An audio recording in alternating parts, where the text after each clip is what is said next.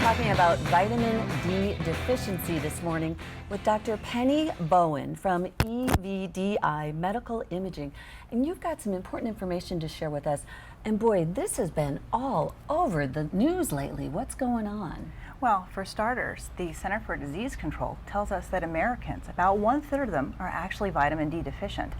And why that's important is that vitamin D is crucial for good bone health. But okay, so with that being said, we live in Arizona where it is sunny, what, 360 days a year? So would we be exempt from that study per se because we live in such a sunny environment? Well, the body does naturally produce some vitamin D, and it's felt that if you have as little as 10 minutes a day of sunlight exposure, that should prevent deficiency. But we've got a unique situation in Arizona. Even though we're in the sunlight quite a bit, we tint the windows on our car, we use a lot of sunscreen, we wear long sleeves outside to avoid direct sun exposure. So actually, as Arizonans, we don't get that much vitamin D from sunlight. See, and that's crazy, but then the more I think about it, you're right. I mean, we run from the car into the building, and then with everything tinted or you name it, and covered 90% of the time with the sunscreen too.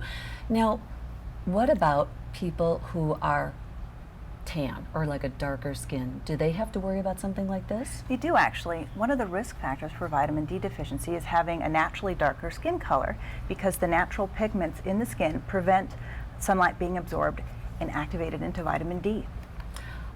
How much vitamin D do you need every day?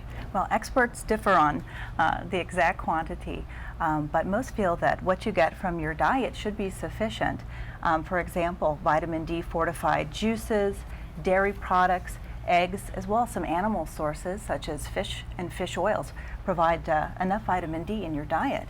Well, and so, okay, if I have it in my food, do I also need to take it with the supplement as well? Well, there's some other risk factors, so unfortunately it's not a simple answer.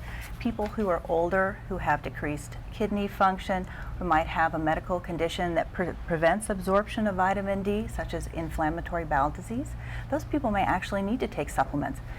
And really the best way to find out is a simple blood test that your doctor can order for you.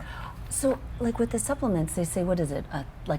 A typical supplement of vitamin D would be like is it 1,000 milligrams? It highly varies. It can be anywhere from 400 international units up to several thousand, just depending on whether you need to supplement a mild deficiency or if you're very deficient. And if I'm deficient in vitamin D, what are some of the signs and symptoms? Am I tired? Do I have like an ashy look on my face?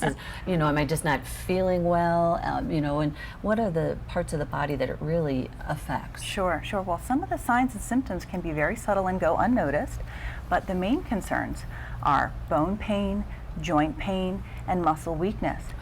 See, what vitamin D does is it helps the body absorb calcium and make strong bones. If you don't have enough vitamin D, your bones begin to soften.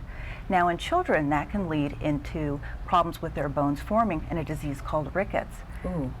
For older patients, for adults, it actually causes the bones to soften and can lead to fractures. Oh boy. Yeah. For example, I've seen several patients in my office at EVDI Medical Imaging for bone density testing just within the last month.